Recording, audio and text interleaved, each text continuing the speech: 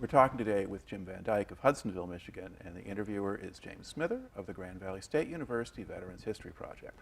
Okay, Jim, start us off with some background on yourself, and to begin with, where and when were you born? Well, I was born in Grand Rapids, Michigan in 1948. Moved to Granville, Michigan for a while, and then just did whatever. Okay. Did you go to high school in Granville? No, Hudsonville. Hudsonville. Okay. Yeah. Jenison and Hudsonville. All right. Now, what did your family do for a living when you were growing up? My dad was a produce manager at Kroger, and then he moved out to another small store in Holland, Michigan, and was produce manager there. And then eventually he went to work for Darling Freight, and he worked on the dock there. Okay. And then did your mother stay at home, or did she have a job outside the home? I can only remember her having a job outside the home 1 year around Christmas time. Okay. But other than that, she was pretty much stay-at-home mom. Okay. All right. And then when did you finish high school? 1966. Okay. And June, I guess, is when it is. All right. And how did you wind up in the service? Well, I got this notice from the federal government that I had to go to Detroit. And so I went to Detroit. I had 104 temperature. I was actually quite sick. I had the flu, I think. I got there and I passed everything, and I thought, that's unusual. Well, then I come back home, and my dad, who was in the Army, he says, "Oh, you're not going in the Army, because the Army is, you'll be on the ground all the time and have to do this and do that." So to keep my dad at ease, I joined the Navy. And I went to a reserve program, and I think I was a year here or so, maybe 2 years, before they called me up to go. And I said, right. well, normally, let's see, you would get you wouldn't get a draft notice until you turned 18, or at least that would be. Right, I didn't get the draft notice till then. Okay. But I had talked to the Navy recruiter in the meantime and what have you, because my dad was really upset with the whole thing. All right. I'm just trying to sort out the timeline a little bit here, because you had mentioned before the interview that you initially signed up in '65 when you were 17. At that point, Uncle Sam would not have come calling yet. But did you explore the Naval Reserve as an option earlier than that? Right, okay. I did. Because my dad thought I was going to get drafted, and he was right. Okay. Well, 1966, they did a huge draft for Vietnam, and Yeah. a lot of guys from this area went in. So you were not planning to go to college at that point? I wasn't planning really anything at Okay. that point. All right. It was just, but I worked for Farm Bureau Services, and I drove truck for them. I went to farms and Okay. so. Yeah, so you certainly would have been an excellent candidate for getting there. Okay, so you've kind of taken, so you know, once you sign up for the Naval Reserve, then what happens to you?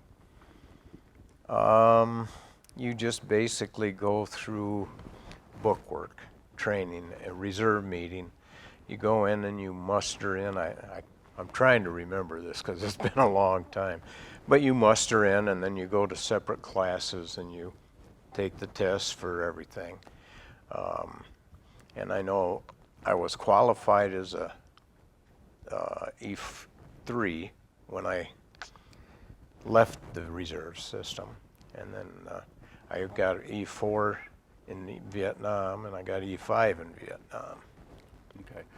Now, a lot of people in the audience will not necessarily know what those terms refer to.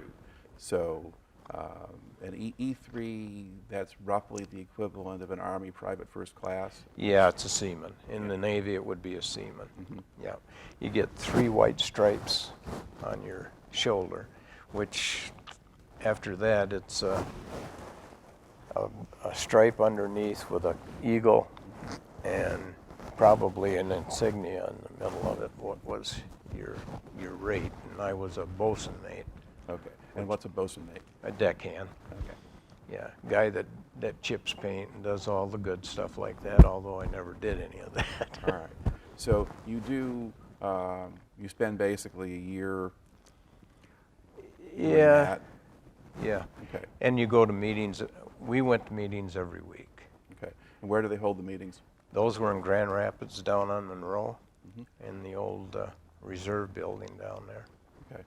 And do you remember what kind of mix of people were in there with you? Did you have older guys and young ones, or? Most of them were young ones. Mm-hmm. I think even the petty officer in charge of us for training and what have you, he was still a younger guy. Okay. So, Now, one of the standard assumptions about Vietnam is that people joined the reserves with the idea of avoiding going there. amen. Okay, so that was what was the plan at that point. Right. And for the most part, we didn't send Guard or Reserve people into Vietnam. We sent the draftees and conventional enlistees. So by what process do you wind up getting sent to Vietnam, or how does that happen to you? Well, they sent me notice that I had to go on active duty. Okay. So I did. They sent me first to Great Lakes, which is in Illinois. I was in Great Lakes for, I don't know, 3-4 weeks. Okay. Did they do any training there, or were you just waiting? I was just waiting. I was in a barracks. They made me barracks leader or whatever, but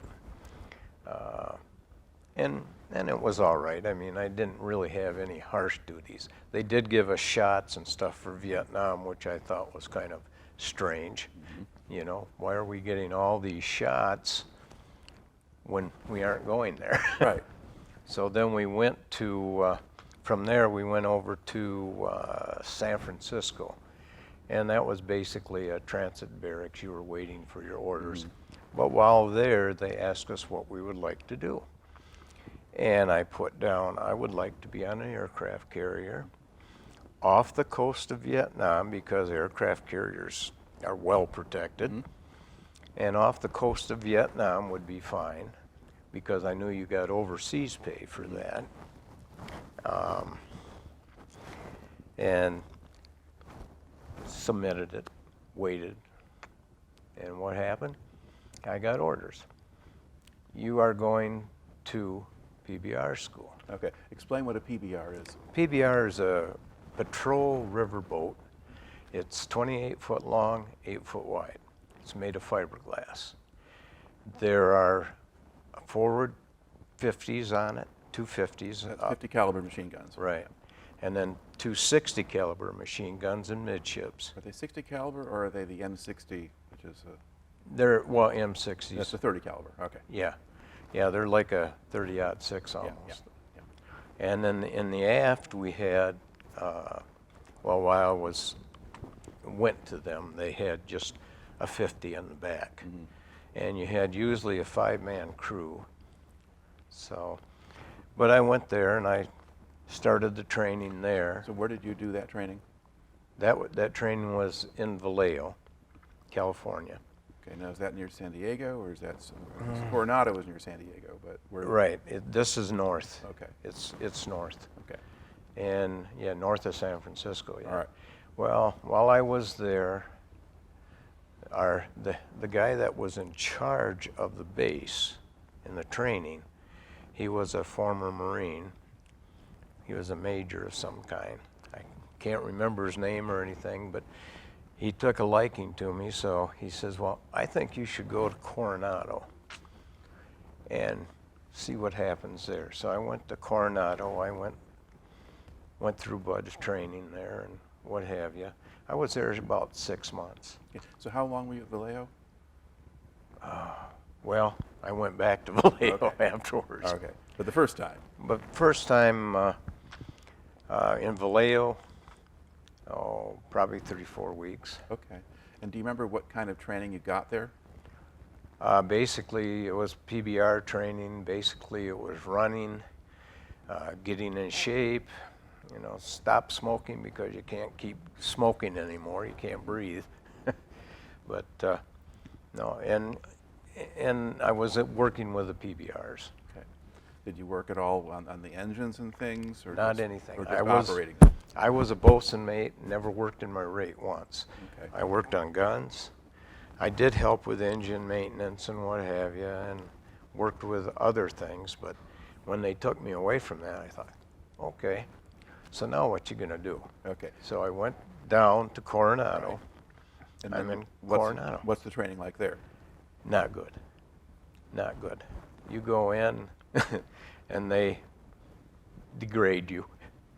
And I think what it is in Coronado, they just wanted to see how much they could push you, how much you could take. Mm-hmm. And BUDS training is a little tough.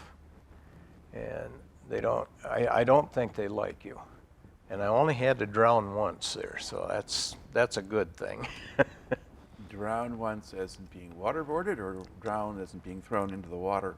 Being under the water and drowned, and then they bring you back right away, which is not good. But and after that, it was just strenuous things like running waist deep water, trying to carry a boat or a log or something like that. And it wasn't basically training for you, but the BUDS program just basically got you in shape for what you might be doing. So BUDS program, as in like BUDS, BUDS? Yeah. Okay. And do you know what that referred to? I don't remember anymore.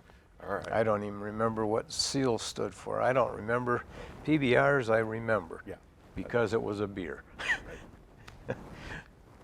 All right. Now, were the people that you were training alongside, was this still all basically PBR training, or was this for other kinds of jobs in the Navy? This was for other kinds of jobs. What our final destination would be. So then we went through we got BUDS and we got out, we got our trident and everything, and then you start through classes. I took language training down there, which I can only remember a couple phrases right now. I did that for, I think the language was 2 weeks, but every place we went, you got up from a desk in a classroom and you ran. You ran someplace else and did this and that. So then I got through that, and I got through all the paperwork and everything you go through for that. And they sent me home. They let me go home, and I thought, well, this is good. Well, you're going home for 30 days because you ain't going to see home for quite a while. And that's kind of what happened. I went home. I ran 10 miles every day. I tried to stay in shape for everything. And I come back to San Diego, and they said, well, you're going to go up to Vallejo again. Okay. Because Team 1 was part of a Marine Division too, which I didn't realize, but they sent me back to Vallejo, and I went through the rest of the training on PBRs, and I kind of enjoyed it all. It was some of it was stressing, but PBRs, we had a ball. We ran boats wide open. We were in the sloughs out there, which is like a huge swamp, and it has canals cut through it and what have you.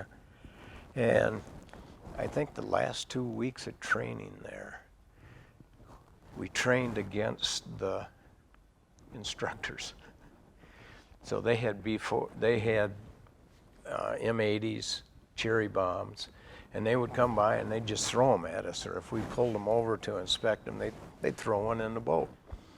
And it went that way just about every time, so everybody tried to figure out how we're going to get even with these instructors. And we got a hold of some firecrackers. They weren't very big ones, but when you throw a bunch of firecrackers in, they get a little upset too. But it was good. I enjoyed it. Okay. Now, while you're going through all of this training, are you kind of paying any attention to what was going on in Vietnam, or even what was going on at home particularly? Well, really and truly, we didn't have time to think too much about Vietnam. They would always indicate to us that this is what you'll be doing in Vietnam. You might not be exactly doing this part of it, but we will show you pretty much what to expect and what firepower looks like from the enemy and what have you, and what firepower you have.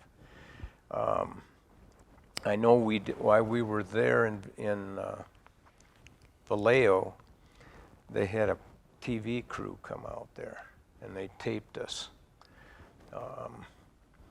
I don't know for what reason, but it was different. Okay. All right. So you're not really thinking about big picture or what's going on. No. It's just your No. particular world.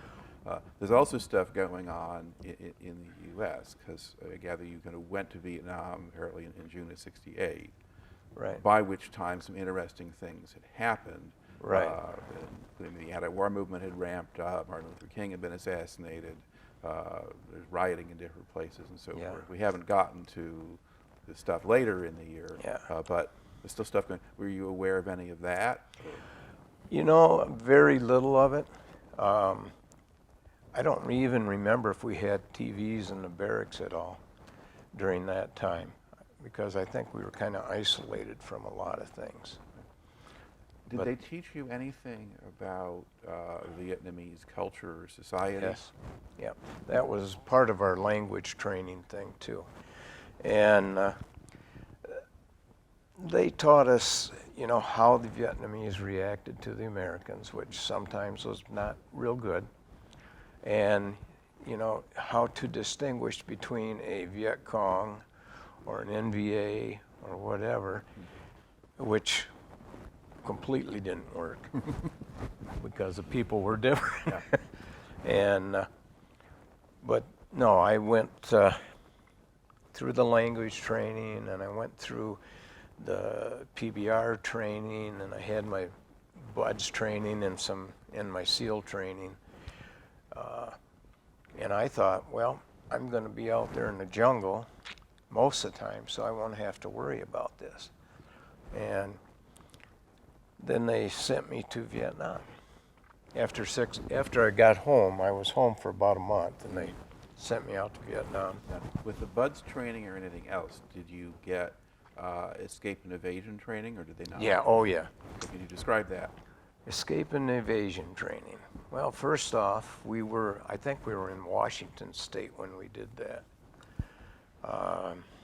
Yeah, what was the name? It was an island up there. It was outside of Seattle. Oh, there's Whidbey Island has naval Whidbey. stuff. Yeah. Yep. So we were out there. What they did then is we spent, I think, the first 2 or 3 weeks over there just with survival. And everybody had a job to do. I was in charge of finding food for people and what have you. There were other people that did other duties. And then one day they said, okay, now we're sending in people, SEALs by the way, in to find you. So you have to make it from this point to this point without getting caught. So we did. I think I had 5 guys with me and we all stayed hidden pretty good. We were in poison ivy a couple of times, but it wasn't bad. Mm-hmm. And then they came and all of a sudden they come and they run around the area with a truck with speakers on it saying, okay, everybody has to give herself up now. That wasn't captured already. So we did. And it was a little different. We gave ourselves up thinking, hey, we did a really good job, and they didn't think so.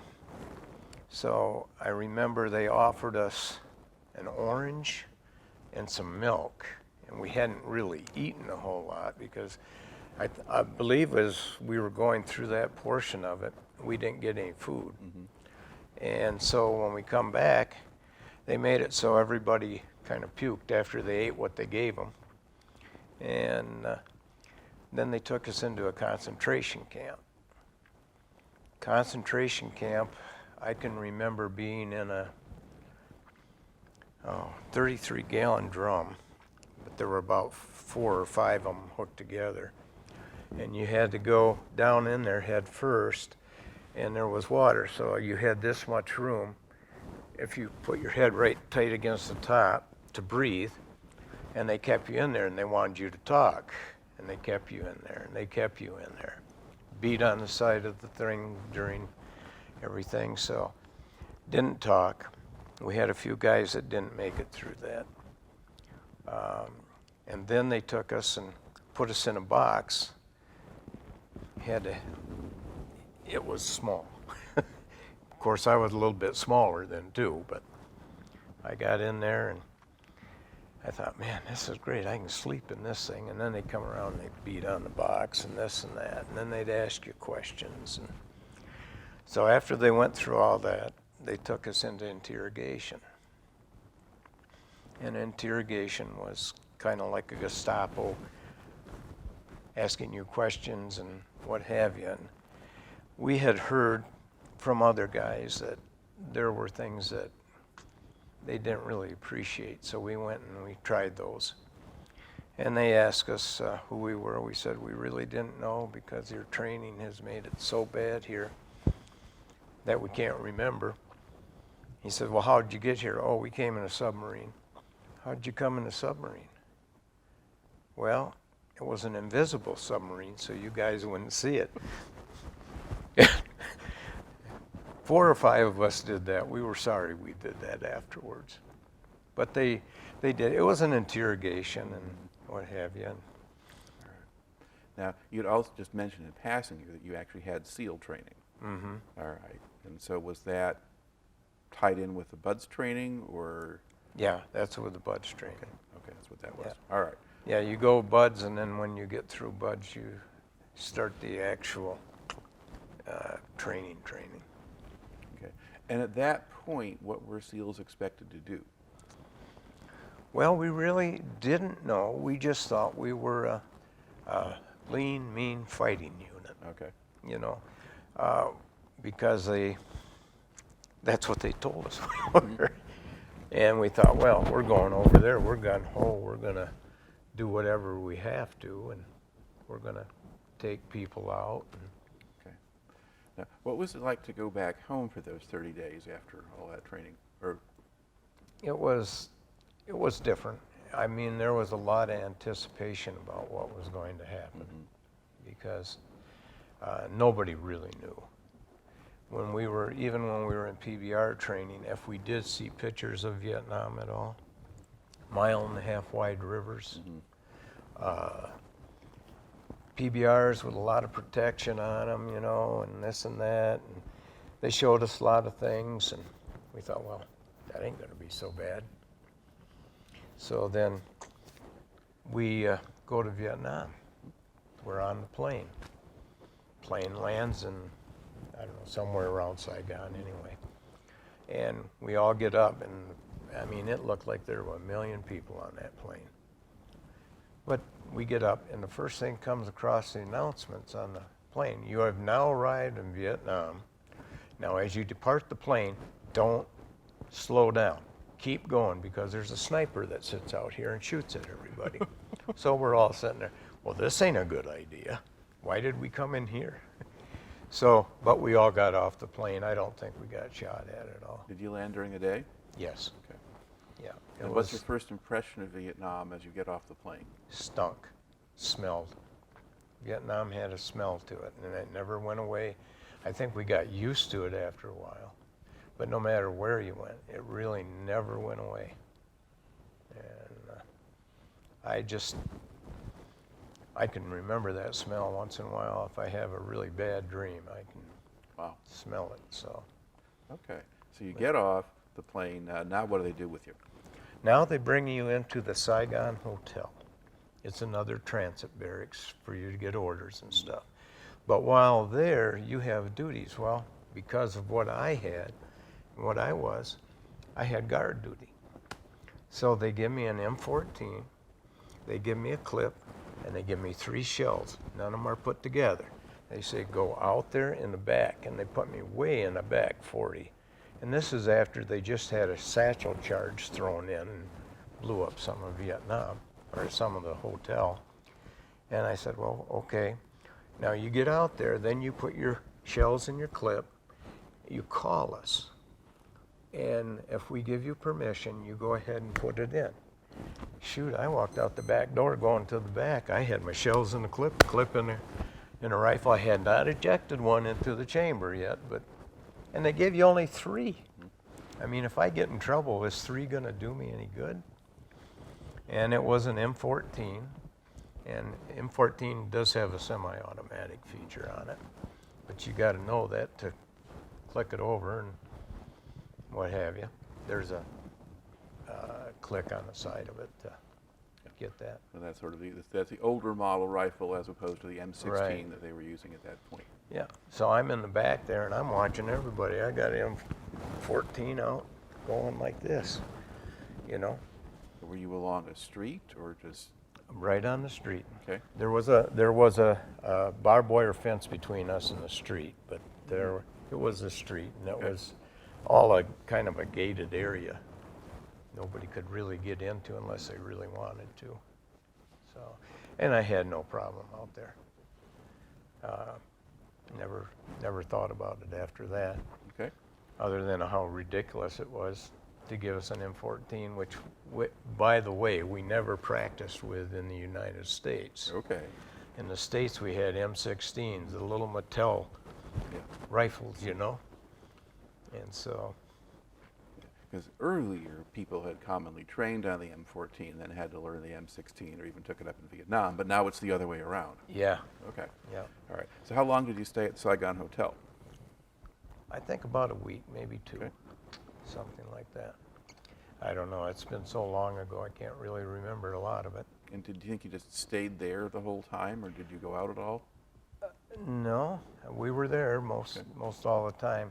I can remember being in Saigon, but I think it was after some other incidents that I was there. All right. So you have your week, then what happens?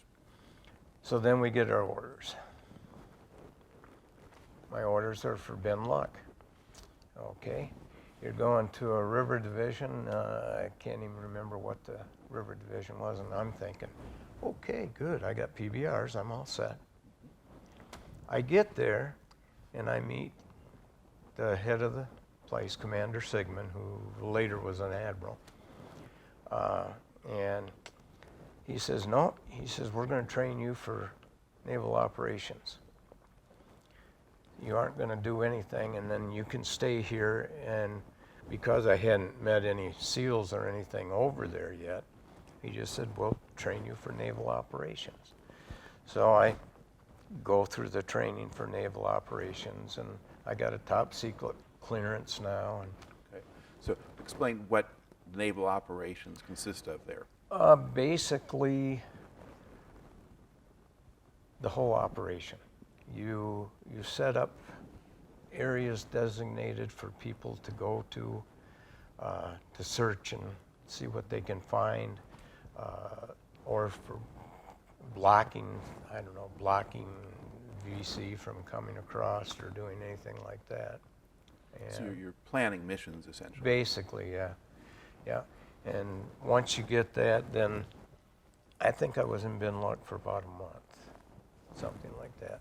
Got to meet a lot of PBR guys and only one other SEAL. And I couldn't understand that either.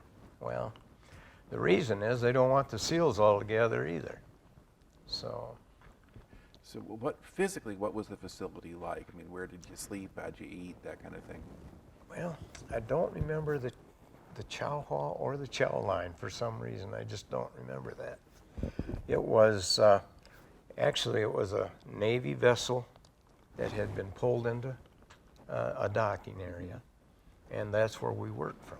Okay. We had all the radios in there, everything else. The Commander Sigmund was in there, and he was basically the guy I worked for. There were 21 of us, I think, that worked for him. And so it was just what was it, LCR or something like that. Some ship that, I was never on a ship, by the way. So it's a landing craft. It's bigger than. Oh, big. Yeah. Yeah. All right. So, and they had, I mean, the commander, they stayed on the ship and what have you all the time, but Did you have barracks on land? we had barracks on land. Yeah. Last time I seen that too was there. Okay. Now, were there Vietnamese on the base? You know, the only ones I saw, we had what we called hooch maids. They came in and cleaned up your hooch, swept it out, and did this and that. And that's all I ever saw. I never saw anybody else in Binh Luc on the base. Okay. Now, was there a town next to you? I mean, were there civilians outside the base? Probably.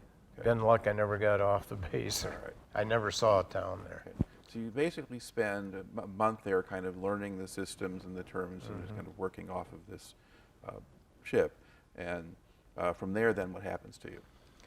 From there, they sent me up to Ben Keo.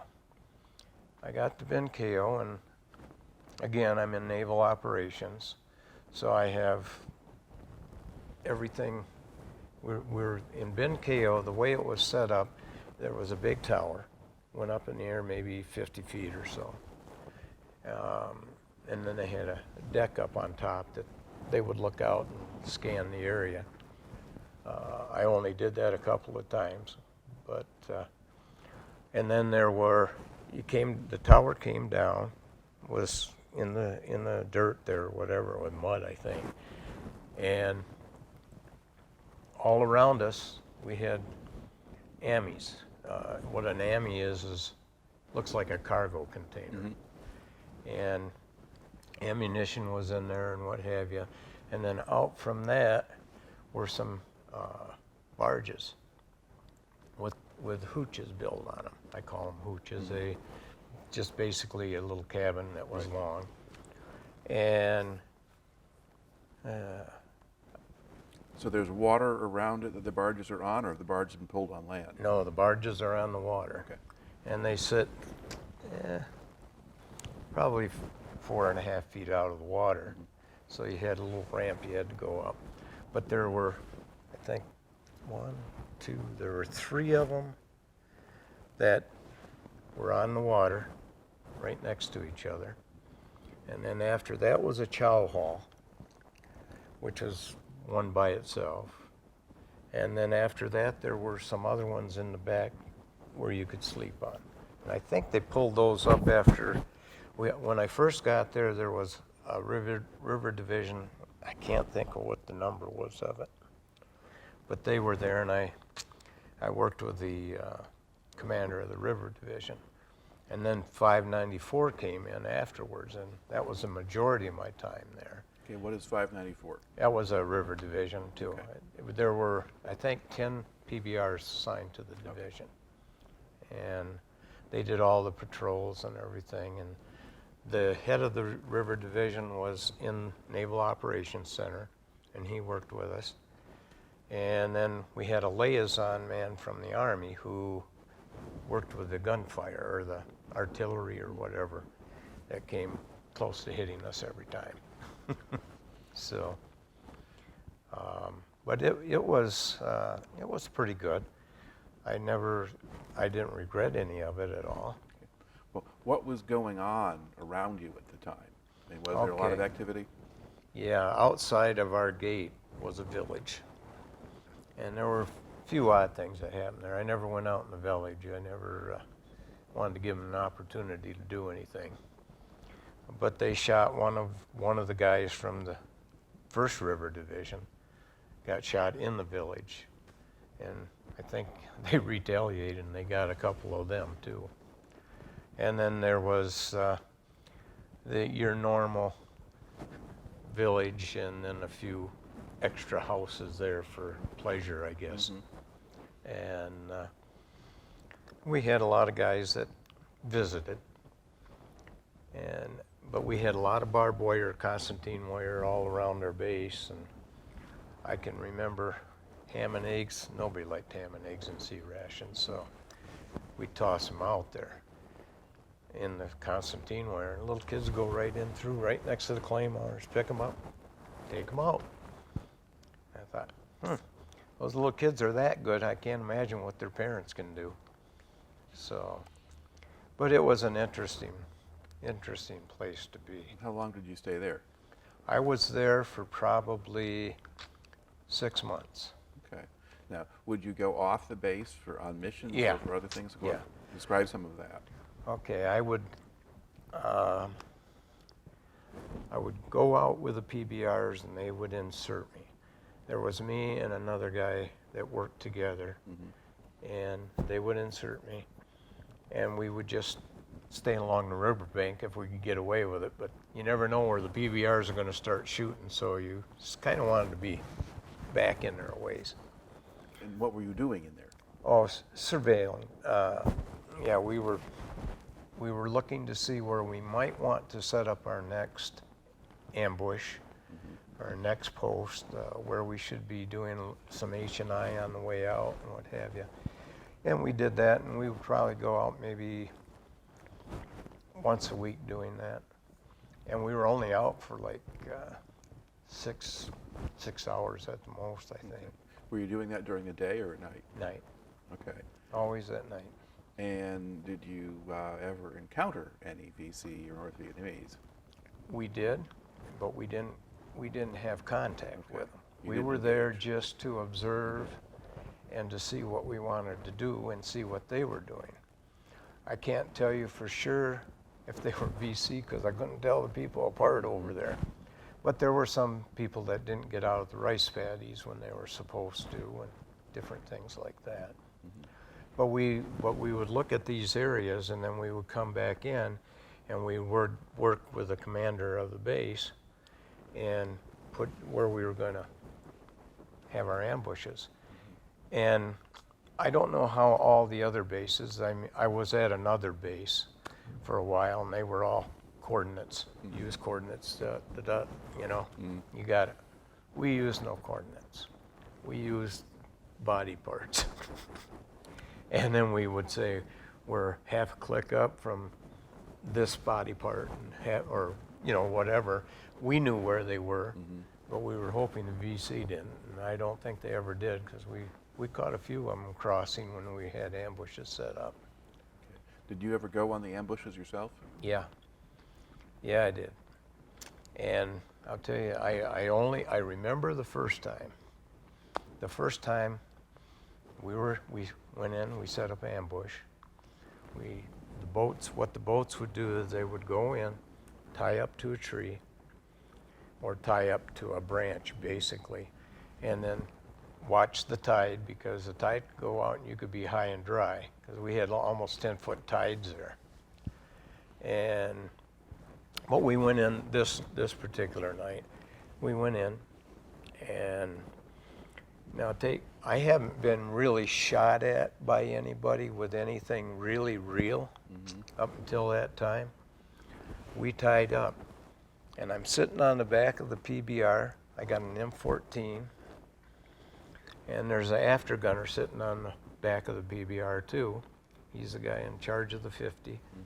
So if we did get in any trouble because they were short-handed, I would jump up and grab the 60s and shoot in if I could get up there.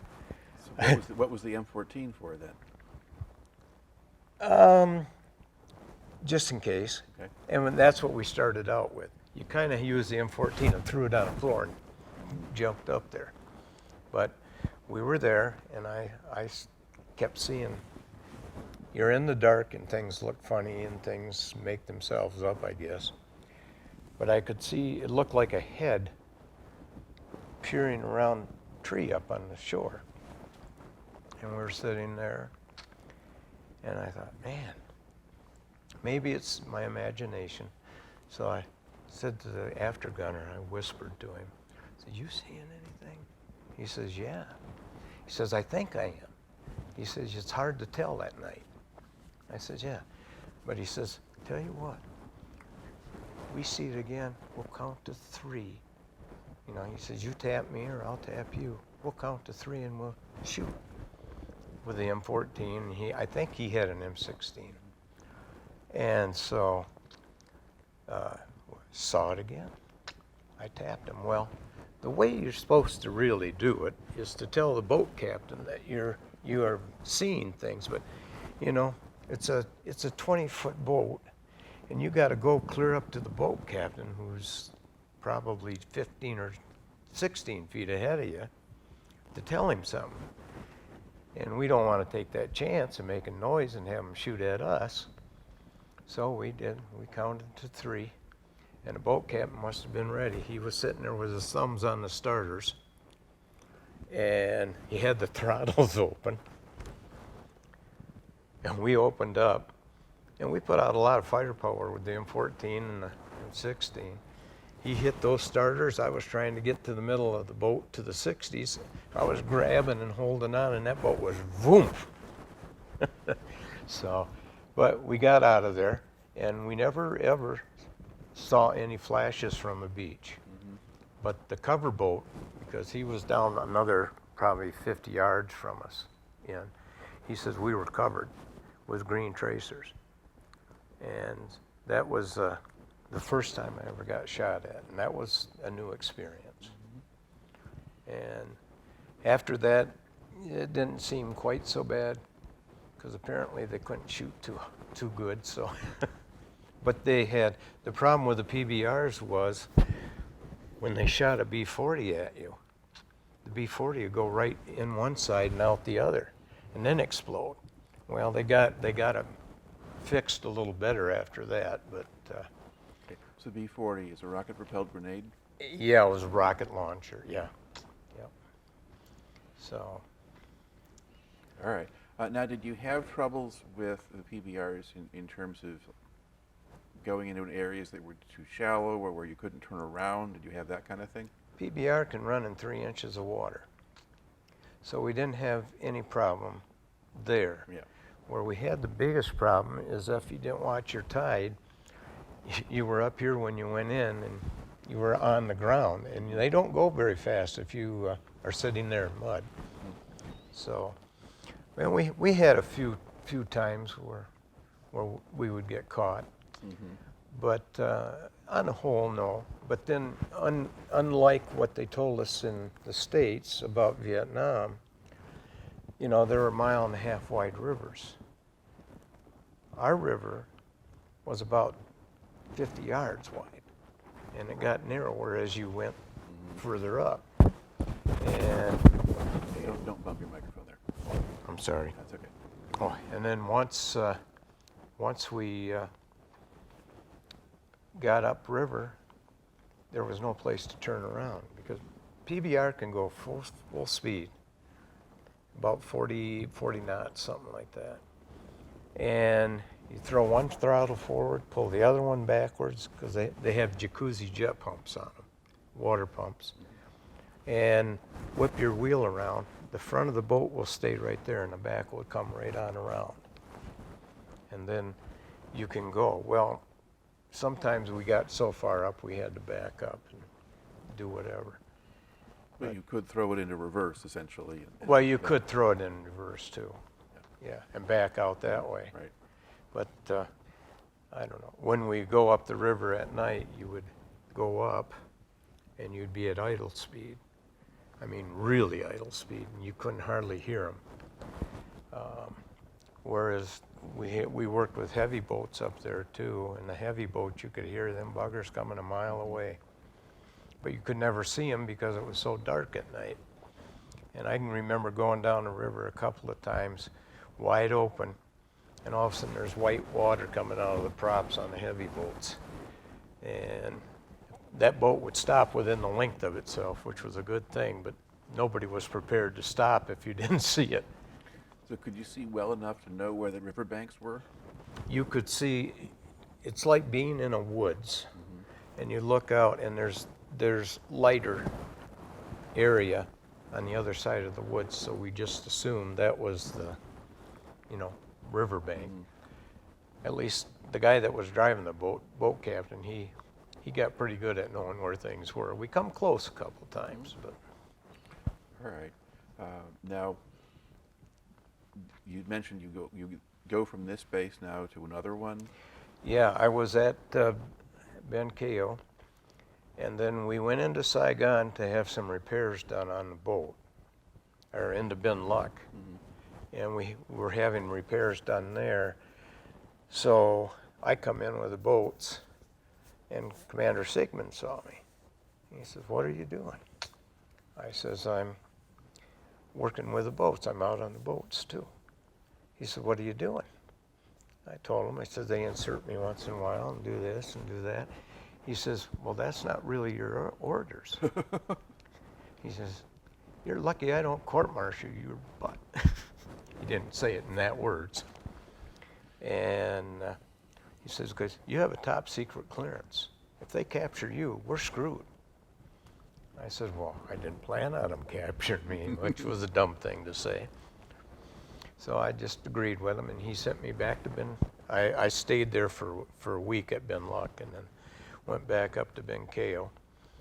And all of a sudden I got orders to go to Quy Nhon, which is on the other river. We were on the Vam Co Dong, and the Vam Co Tay was where Quy Nhon was. And to do basically the same stuff, only no more going out. So that's basically what I did there. And I worked in Quy Nhon for about 3 weeks, and they requested me back at Ben Keo, so I got back there. But then you stayed on the base. Pretty much. Mostly. Pretty much, yeah. We had, I can remember one night, got a call from the tower, and they said, through the starlight scope, it looks like we're seeing a bunch of people. There was a rice paddy right straight across from us. The river was here, and then the rice paddy. And the commander of the base, he says, well, go up the tower a minute and see what you see. So I go up the tower. I'm all the time going up on the outside of the tower thinking, they see me, man. They can shoot at me as much as they want to. Never did take a round there, but I got up there and I looked through the starlight scope. I'll tell you what, it looked like a million things bobbing out in the rice paddies. You couldn't definitely see, but every now and then they'd move forward a little bit. So we called in for help. First we set up we had mortars on our beach, and we would mortar the whole edge of that thing so they wouldn't come across the river. So we mortared it, and then we had the Navy gunships come in, which were helicopters with guns on them. They came in, and after the Navy gunships came in, Cobras came in, which is another helicopter, which is really well equipped with firepower. And then we had some from the, I don't know if they're Air Force, what they were. We called them Black Ponies. They were an aircraft that had a two-tail section and everything, and they would come in and put in firepower and bombs and everything. And they came in, and then for some reason we had some Navy aircraft call us because they heard about the commotion, so they wanted to come in. So they came in, and as they came in, I was by that time back in the Naval Operations Center, and he says, okay, we think we see you. I said, okay. He says, you're the shiny roofs out there, right? I said, silence on the net. And he says, oh, he says, just joking. We know that it's the field out beyond it. And we're all, God. Because they came in and dropped some terrible ordnance. And I think we really wrecked the rice paddy that night. I think the Vietnamese people were not real happy. We may have even paid for it, who knows. Were there any actual Viet Cong out there? There were. Okay. But the next morning when we went out there, we found nobody. And I wasn't up in the tower when they started shooting. So I don't know, but the Viet Cong had a way of policing all their ammunition and everything. And even if you were in a firefight and you shot one of them and they died, they would drop into a plastic bag and they'd pick them up, all their ammunition and everything, and take them away. So. Now, did the bases you were on, did they ever take any incoming fire or get Yeah. attacked? We did, but we were such a small base. I think we only had, land-wise, couldn't have been much over 50 feet wide and maybe 150 feet long. but that was the basis of our land. And they had a hard time getting stuff to go. Now, I first started out sleeping on one of the outside barges, and I had a sea bag in there, and all my stuff was in there. And I don't know if they were aiming for me, but we took 2 B-40s right through my bunk. Oop. So, but I wasn't in there at the time. So, we really didn't take a whole lot because we had all the boats there. But, you know, when we started taking incoming like that, or we started getting shot at, the boats would all scramble, and then they'd come back and do firing runs across the front. And if I was a VC out there, I wouldn't have wanted to have been on the other end of it. They probably fire off a couple of shots and leave. Yeah, if that, just. Did you get hit with mortars at all, or? Yeah, we got hit with mortars a couple of times, but they never were right on enough to take out our operations center or the tower. They'd go just beyond it enough to blow up. And like our Constantine wire out there was all claymores embedded in it too. So the only thing about claymore, you had to watch what you were doing. You didn't want to be too close because they got a 30-foot back blast.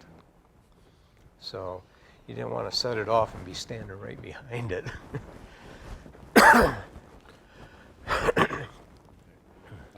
These other, did you work at all with the South Vietnamese military? Yeah, NVA, NVA, that's what we call them, ARVNs. Yeah. Yeah, we had the Navy, the ARVN Navy there, who were there. Yeah. They weren't much help with anything. If we got in a firefight, they took off the other way. But they had some Marines in there. I don't remember exactly what they called them, but they were Vietnamese Marines. And they seemed to be pretty decent guys, but they never went out with us on anything. So My understanding is the Vietnamese Marines and paratroopers were fairly well trained and disciplined. The Navy was kind of a poor cousin in their services, so Yeah. they get whatever's left. yeah. Well, sometimes we thought maybe they were NVA just faking it. But, because they'd go out, and without any reason, they'd just start shooting, and we got boats in ambush. And the minute they light off the forward 50s on those boats, they stop shooting at it. So, All right. Now, did you get any time away from the bases, whether it's to Saigon or R&R or anything like yeah. that? I took an in-country R&R. I got time away from the base when we went down to Binh Luc at one time, but in-country R&R, you were supposed to get 5 days, I guess. I don't know however many it was. But we went into Saigon. We walked the streets. We saw the people. There was a deal where with a Navy uniform, if you had the blues, you could get a gabardine uniform made there in town. I don't remember how much the cost was. It was fairly reasonable. And they were really nice looking, and you didn't have to press them or do anything to them. But we walked around and looked at that. We went into a couple of the bars there, and this and that.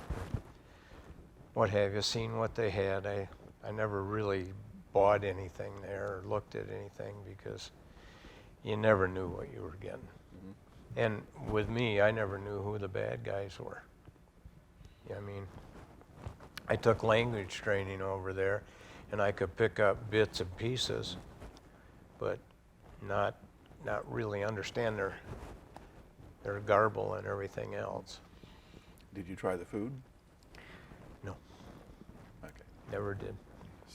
Never did. I was in the Navy. I mean, we had sea rats if we were out far away, and then we got the lurp rats after a while, which was another type of sea ration. Only it was a bag, and you heated water up on your manifolds and pour it in.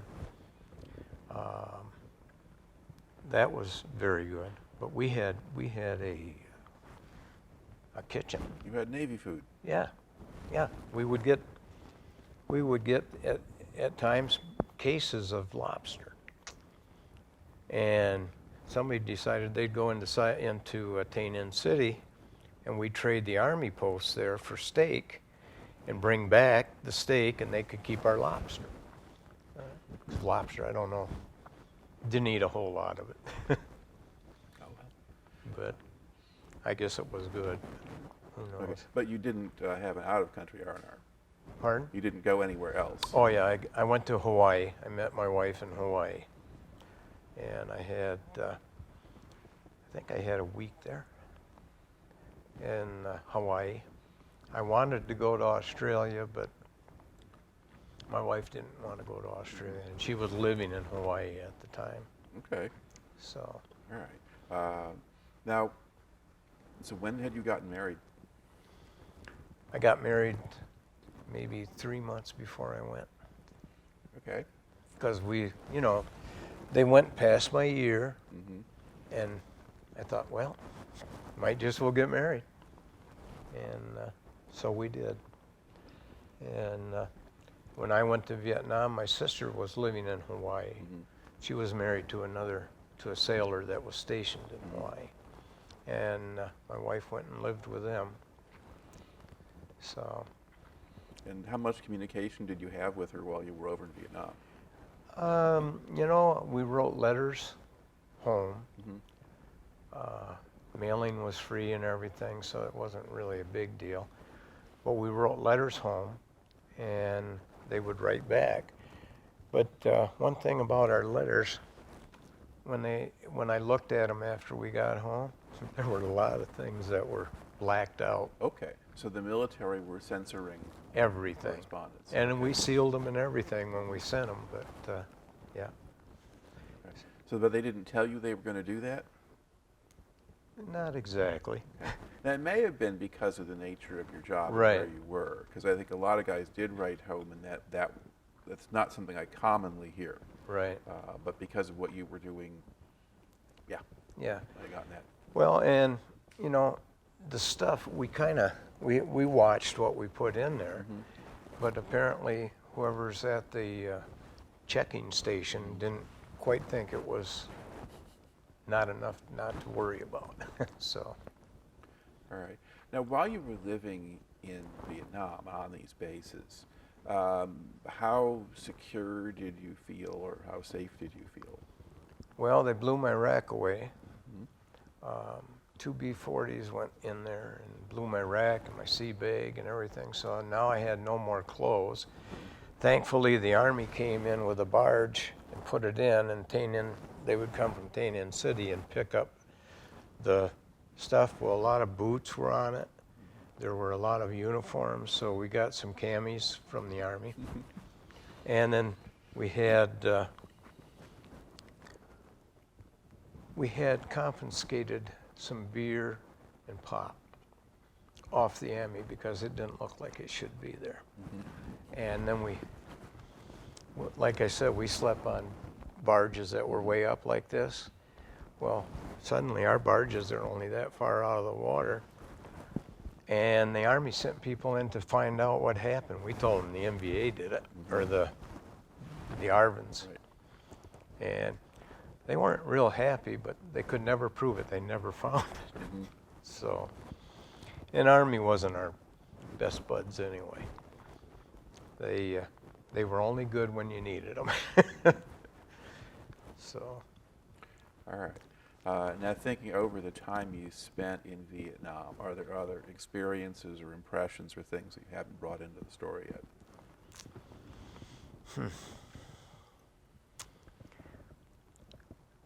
probably, I think when we first got over there, everybody felt sorry for the Vietnamese people. Mhm. Number one, their living conditions. I mean, most of the hooches they had were dirt floored. Didn't really have a lot of anything in there. They had a mat usually they slept on and what have you. And just felt sorry for them how hard they had to work and do whatever. And we knew they were under scrutiny from the NVA. Mhm. or the Viet Cong, Cong. yeah. So I think we all felt sorry for them, but I think the longer you were there, the less sorry you felt for them, because they didn't go out of their way to keep themselves from having a problem. And then they expected us to clean it up. And I think that was the biggest thing that we didn't like. I don't know. I knew a lot of them. I had one Chu Hoi, which is a guy that was the MVA and left them. And he worked for the Americans. And he used to call me Jim Van Dyke. And he would tell me, you know, you may not make it through the night tonight. Different things like that. But he was a gun-ho guy. I mean, he worked with the SEALs, and he was the guy that went down into the tunnels and what have you if you needed somebody to go down. So I know we found a hospital along a river, and that was during one of my nights out. We were going down the river and smelled ether. And so they inserted me in there, and I could see people going in to a hole that was covered. I mean, they would disappear. They'd be on, all of a sudden they'd disappear. And so when I come back, we set that up as a place we were going to have our firing power at. And then the Marines came in, and some SEALs came in, and we went there and we found how to get in, and they had a underground, full-fledged hospital under there. They could do just about everything they needed to do. That was one of the big things that we had. We found some weapons caches and things like that. And then we were the first units to go into Cambodia. So that was interesting. Okay, talk about that. We're going down the river. So you're in the Mekong at this point, or the Saigon, or? No, we're still in Binh Luc, Okay. or Ben Keo. And we're only land-wise click, which is about 1,000 meters from Cambodia. By river, it was 2 clicks. We went up there, and as we're going, the heavy boats went ahead of us, and we're coming behind them, and we hear click, click. The safety, if you've ever seen it on an AK-47, is about that long, and it travels about that far, and they have to push it down to take safety off. Well, that's what we were hearing. That, or they were ejecting shells into it, but they let us go by. And we got up there and we got into Cambodia, and all the boats were up there and everything, and you know, we're in a narrow part of the river and you can't really maneuver really good. And they had set up all their mortar points. They had sticks and they had practice on all this stuff. Well, we get there and they're already ready for us. So they start shooting. You know, not shooting, but the mortar's coming in. And we're like, holy mackerel, how do we get into this kind of a situation? But we had never done any reconnaissance in there either. So, and they got a few boats, and they didn't disable them completely, but they hit them. And the heavy boats were made out of steel, and they had front ends that would drop down on them. And they had the Marines in there, which those guys were really lucky. They could go right out, you know, shoot. But no, we got our butts pounded the first day we went in. Next time we didn't. All right. Now, was this the famous Cambodian incursion is in 1970? Now, were you part of that, or was this an earlier mission? Because we were in Cambodia before we were supposed to be there. Well, I think this was when we first started. Okay. I think it was going to happen, and we first went in there. We had orders to go in and to do stuff, and I can remember Sigmund on the radio just like an open line for the whole time we were going in there, so that he knew exactly what was going on. But when they hit us, it was a all-at-once type thing, and PBRs, we booked out of there. The heavy boats, they didn't get to book quite so fast, and they had to get turned around and everything. So, and the heavy boats were, golly, I can't remember what exactly they were. They were all armored, and they had flat decks on the top, and then the front would drop out of the front. Well, it would have been probably versions of LCMs or something like Yeah, that. LCDs or something. Yeah. It's sort Yeah. of a larger Right. larger landing craft, Yeah. but still pretty shallow draft, and they Right. bring the troops in. Yeah. I take it you were firing back though. Oh yeah. We didn't know who we were firing at, but we were firing back. And you had to be careful not to hit anybody because everybody is in such close quarters up there. Did you have any air cover or anything else like that? Not at first. Not at first. And you know, those guys, they won't just come in when there's mortars being fired. You know, they want you to secure the area before they're coming in.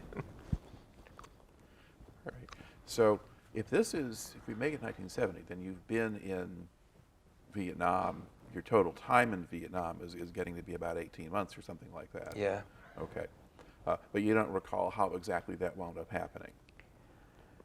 I really don't.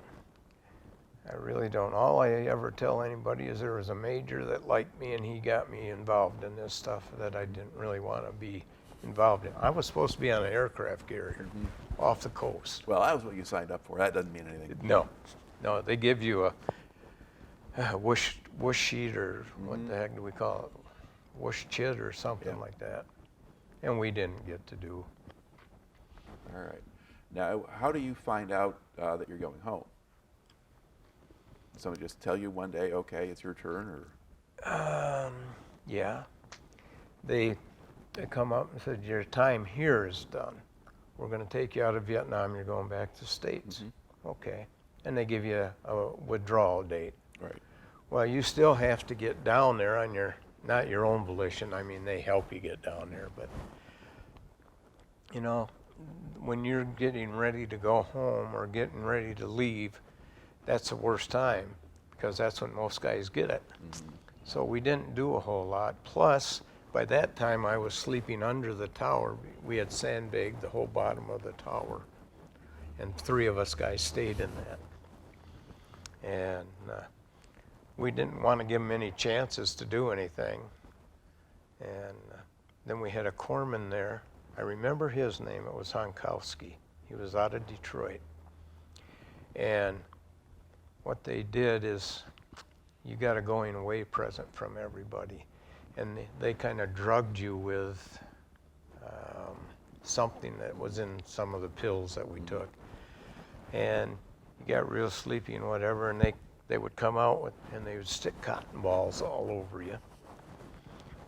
And I ended up sleeping on top of the sandbags that we had put on top of the tower, or under the tower. And I came out of it pretty good. I didn't get the drug part, but they told me I'd have to have something to show that I'd been there. Right. Okay. Now, there are stereotypes about service in Vietnam that a lot of people have or hold or talk about. One of them has to do with drug use. Did you notice any of that, marijuana or anything else? We had a lot of that. We had a lot of that, not so much from our PBR people, but we had Marines that came in that we would put in with the boats and stuff like that, and you could pretty much smell it. It's like with smoking. I quit smoking because you could smell, you know, if somebody smoked. So I quit smoking altogether. And, but the marijuana, and there were other things. A lot of guys, when they went on R&R, in-country R&R, Saigon and what have you, they just got wasted. And I never did, because I was always worried about somebody, you know, if we had to go to general quarters for some reason and I was wasted, you know, I could get killed. Yep. So I never did. I never really worried about getting killed while I was over there, except for the one time. And but I tried to stay alert and vigilant and everything. So. All right. And another stereotype has to do with racial tensions. And did you have None. black sailors there? Yeah. We had none. We had probably 4 guys in the PBR division. Never had a black SEAL that I know of. But we had no racial tension. I mean, you counted on that guy to cover you, just like he counted on you to cover him. So. Okay. All right. So, do you know basically when you left Vietnam?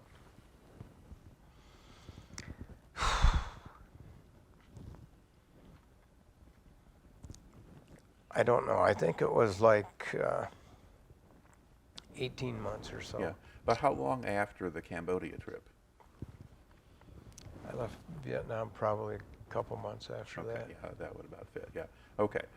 Now, when you get home, do you have any active duty obligation left, or you just go to reserves? Yeah, I had active duty obligation, so I got that out of the way. It was minor stuff. So where did you serve that? I think it was right in San Diego. Okay. And it was more of a guard duty type thing than it was anything else. They had talked about sending us, well, actually, they had talked about having a PBR division in the Everglades to run drugs, you know, to catch the smugglers and everything. Right. And I was all set up to go do that. And that would have given me probably till the end of my 2-year contract.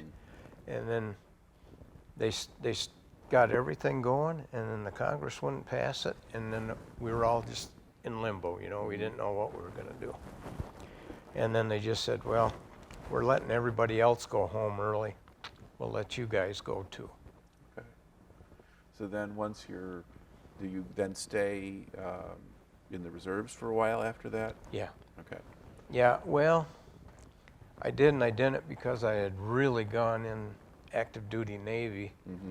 You know, rather than be a reserve, I started out reserve, active duty. But you'd spent long enough active duty between your training and your Vietnam time. You're getting up to well over 2 years. Yeah. So, okay. Now, once you're out of all that, then what do you do?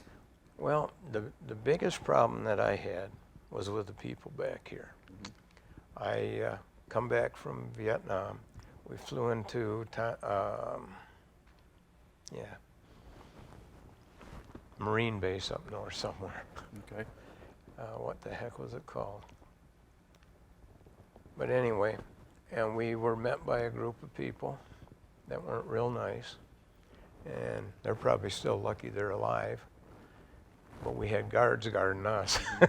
So, but they spit on us, they called us baby killer, they called us all kinds of things, and it was something you didn't plan to come back to.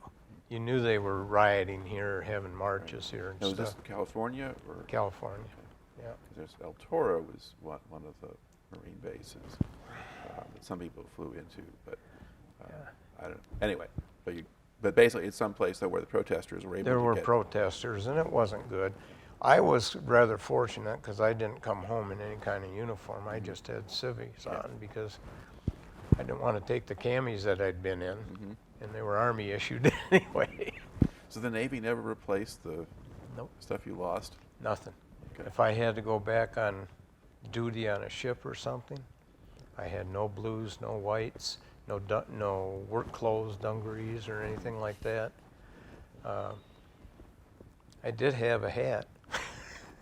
All right. Okay. So did you just come back to the Grand Rapids area after all that? Yeah, when I got back to the States, then they bussed us down to San Francisco again. I think we went down again, we went into San Diego area. We were there. I think it was for debriefing more than anything. And then from there, they flew me into Great Lakes, and I was in Great Lakes for, I don't know, a week or two. And they kind of debriefed you again and what have you. But after I got back to the States, it was wonderful. You know, back to Great Lakes, and I went to Great Lakes because they were going to get out 2 weeks earlier than what we would have got out in San Diego. But it didn't work out exactly that way, but it was good. Okay. And I came back. Well, the company I had worked for, Farm Bureau, they had still an opening for me, but I was filling in for everybody else. Yeah. So I drove truck for, well, I don't know, I think I was there 4 years, something like that. So. And then did you have a kind of a career path after that, or what kind of work have you done? Well, I worked for Farm Bureau for probably 3 more years. And then at that time, I was the highest paid driver they had for $4.50 an hour, which today is nothing. And then I went from there to a place called Wolverine Express, was a semi-trucks and what have you. And I drove for them. Well, then McLean Truck Lines bought them out, and they went belly up. So I was there for 2 weeks, and then I didn't have a job anymore. So then Yellow Freight called me and said, well, why don't you come over here? We got a place for you. So I went to Yellow Freight. I drove for Yellow Freight for, probably 2 years. And then they brought me in the office, and like a dummy, I went in the office. I should have never went in the office. But I did that for 25 years. Okay. From there, I went to Holland Motor, which was USF Holland now, and I worked for them for another 7 years, and then Yellow Freight bought them, and I didn't get any benefits out of that, so they only gave me retirement enough for the years that I was in there. All right. Now, did you have any issues just readjusting to civilian life? Were there things that kind of carried over with you from Vietnam? Yeah. I didn't mention that we had a resort for 20 years either, but down in Missouri, Okay. on the river down there. And the biggest problem I had was I was always watching. If it was a tree line, I was always watching. Didn't matter, you know, if we were downtown, I would watch the buildings, watch the windows, watch everything. I also had problems in Missouri, where if I took everybody out for a boat ride or something on a pontoon, I was always watching that tree line to see if somebody was going to shoot at us. And always made sure I locked up at night. I still do that. Make sure everything's locked. I check everything out before I go to bed. And then, you know, I was so busy before, I had these little quirks that I did, but nothing really ever bothered me. And then I retired. Bad move. Retired and didn't have anything to do, but all of this stuff just came right back in. I started having bad nightmares. And I was in Vietnam again and doing this and doing that. And I did get help at the VA. They helped me tremendously. And I think we had one class, I think half of us were in for 2 years. And we all were in it because we liked it, because we could talk about things and it wouldn't bother us.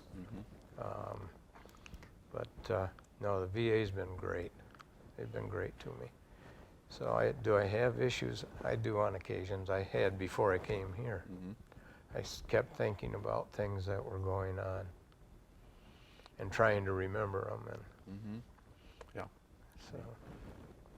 Certainly a challenge. We appreciate your willingness to share all of this with us. Have you had occasion to talk to any of the kind of new generation of veterans, the kids who have come back from Iraq or Afghanistan at all? Not really. Not really. I know there are some at the VA. I used to be more involved with everybody at the VA when I first started. And I started with the VA down in Missouri, and then came up here in Grand Rapids. They just closed that down and opened the new one in Wyoming, so I was pretty fortunate there. But Yeah, I'm 100% disabled right now, and I don't know if I'm completely disabled. I can still breathe. So. Yeah. But in terms of how they classify people at the VA, Right. in terms of working And or anything else. yeah, there are some really good people at the VA that can help you. I mean, medical. I just had a big heart situation come up, and I was up in Traverse City, and VA's paid for everything. Yep. Well, they're good. They're very good. They're very good. All right. Yeah. Now, to look back on your time in the service, do you, beyond the kind of the PTSD kind of thing, what sort of effect did it have on you, or what did you take out of that? You know, I really don't remember a lot of the bad things. I remember a lot of the good things and a lot of things that we did that we probably shouldn't have done, but they were good. You know, like water skiing behind the PBR and stuff on the river. That's not really what you're there for. And I remember the good stuff. I remember the good people. I don't remember all their names anymore, but I really feel better. When I first got back from Vietnam, we had a Vietnamese family move in down the road from us. And the contention was that my brother-in-law and I should set up a machine gun nest so that we can take care of them if they start doing anything. Well, that was not a good thing. We got through that. But we didn't do much walking past their house either, so. But no, it was good. There were a couple people, a couple of Vietnamese people even that were, I still remember a little bit. I don't remember what their names were anymore, but they seemed to help out, and they were willing to do their part, so. And do you think personally that you took, you kind of gained from the experience or learned from it? I think so.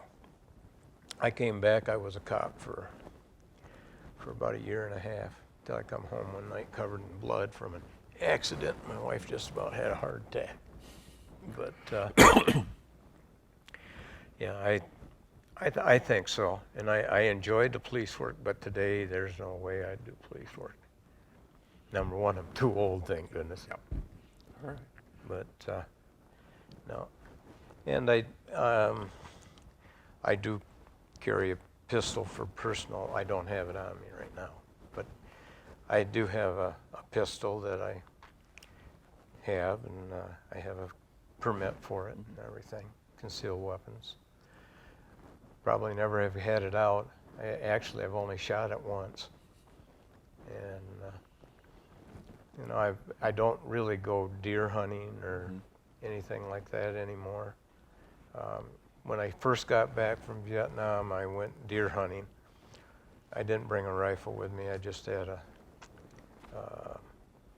camera. And because of my training from SEALs, I was able to sneak up on some deer and just hit them on the butt and then run for cover. But I've come away with a lot of things from Vietnam, and I think that make me more secure. And there are some things that I guess I cover up. I don't think about them at all. And until this, I never thought about hardly anything to do with Vietnam. All right. Well, I expect now more stuff will come up, and as soon as we stop the shoot, you'll tell me a bunch of other things too. But in the meantime, I'd just like to close out here by thanking you for taking the time to share the story with us today. Well, thank you. I appreciate it.